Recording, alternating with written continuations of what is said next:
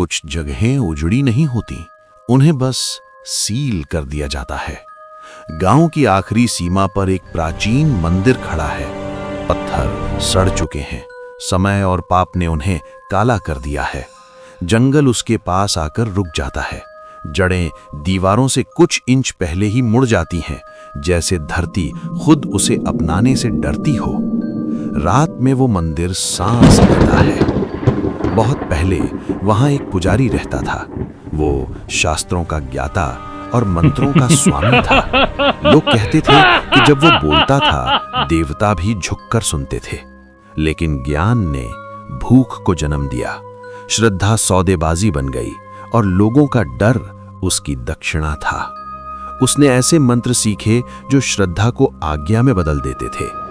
उसने जान लिया था कि विश्वास जहर से भी तेज शरीर को तोड़ देता है। मंदिर ने आग से पहले भी चीखें सुनी थीं। अंतिम रात जब पुजारी गर्भगृह में अकेला अनुष्ठान कर रहा था, गांव वालों ने मंदिर के दरवाजे बाहर से बंद कर दिए। चारों ओर आग लगा दी गई।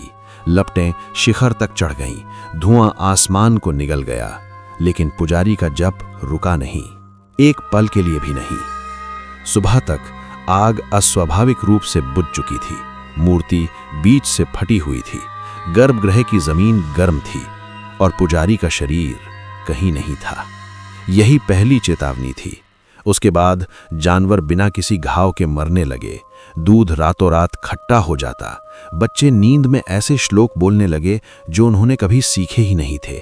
सोते समय लोगों को लगता कोई उनके कानों के पास उंगलियां फैला रहा है। मंदिर अब भूखा था। सालों बाद एक रात मंदिर का दरवाजा अपने आप खुला। अंदर की हवा भारी थी, जैसे राख को सांसों में भरना पड़ रहा हो। दीवारें गीली थीं, लेकिन पानी से नहीं, पत्थरों पर कुछ ऐसा रिस रहा था जो जीवित लगता था। रातों रात नए चिन्ह उभर आए, इतने गहरे जैसे किसी इंसानी हाथ ने नहीं, बल्कि किसी भूख ने उन्हें उकेरा हो। फिर परछाई हिलने लगी। वो किसी शरीर के साथ नहीं चलती थी, शरीर उसके पीछे चलता था।